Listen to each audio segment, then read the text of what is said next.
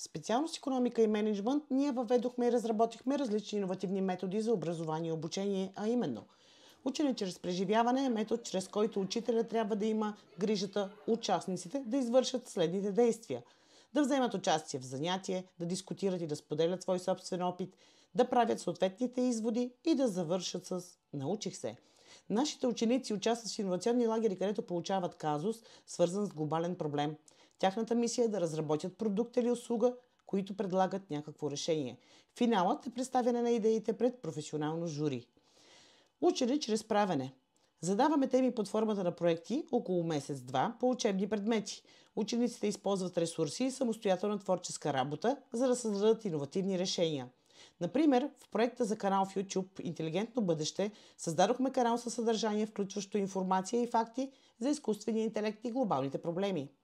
Мозъчна атака в програмите за учебни компании.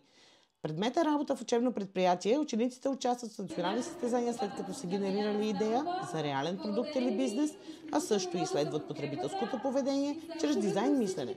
Те създават съдържание в социалните мрежи и следят, анализирайки как публиката реагира в алгоритъма на канала във всяка популярна социална мрежа. Метод чрез симулацията от пирамидата на ученето ни доказва, че през този метод се усвоява и научава материал до 90%. Този метод изисква от учещия се да прави нещо реално. Ние вярваме в усвояването на знания чрез активно учене и симулации. В предмета дигитален маркетинг и социални мрежи показваме как на практика се тестват и реализират теоретични концепции, които учениците научават как да изграждат и управляват кампании в реалния бизнес чрез дигитални инструменти. Изграждане на ключови умения на 21 век. Едно от тях е предприемаческата компетентност. Това е способността да се използват различни благоприятни възможности за осъществяване на идеи и превръщането им в реален бизнес. Предприемачеството, което е основно умение, ние го развиваме, като учениците създават бизнес планове и прототипи в рамките на предмета. Събитиен маркетинг.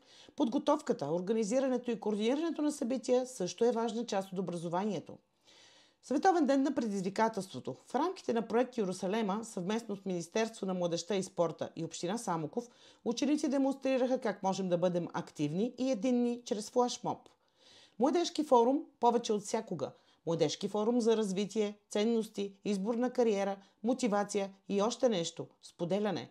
Той се фокусира върху кариерното и личностното развитие, като формалното и неформалното образование си подадоха ръка. Бяхме части от национална кампания "Един грам живот".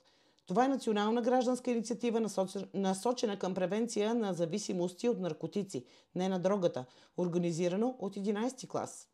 Опасности в мрежата. Събитие за ученици за киберсигурност. Обучение чрез използване на LMS платформи. Учениците преминават курсове, които развиват като дигитални умения, и това се превърна в интегриран урок. Ученици, изучаващи дигитален маркетинг с помощта на AI инструменти, създадоха информационен канал с учебна цел в YouTube и събитие за съученици за около 3 месеца работа на тема изкуствен интелект. Освен всичко това, провеждаме и реални ученически практики по проекти на МОН. Ученици от 11 и 12 клас участват в тези практики, организирани съвместно с фирми-партньори. Община Самоков, Самел 90 АД, Компир, Елит Консулт, Пайп Индустриал, Пика ОД. Те имат възможността да се запознаят с реални работни процеси и да приложат своите знания в практиката, както и да изберат кариера. Национални инициативи. Менеджер за един ден. Това е един реален работен ден и първата крачка в кариерното ориентиране на младите хора. За изминалата учебна година бяха организирани и регионален иновационен лагер съвместно с Международното висше бизнес училище в София.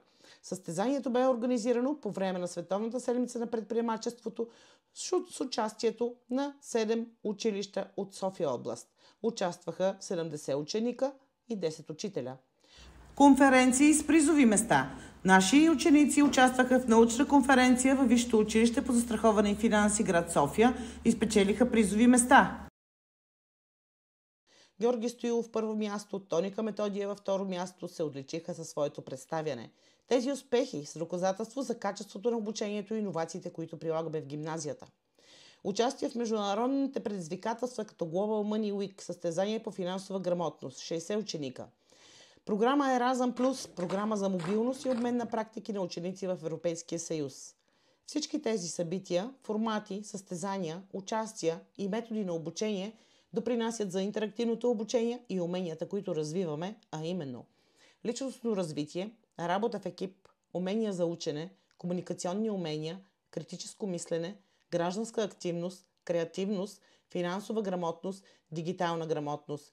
Всички тези са умения на 21 век. А качествата и компетентностите са работа в екип, ръководене на екип, лидерство, целеполагане, планиране, организиране, контрол, инициативност, гъвкавост, креативност, отговорност, фирмена култура, увереност, комуникационни умения, презентационни умения, изпълнение на задачи в срок и забавление, докато се учим.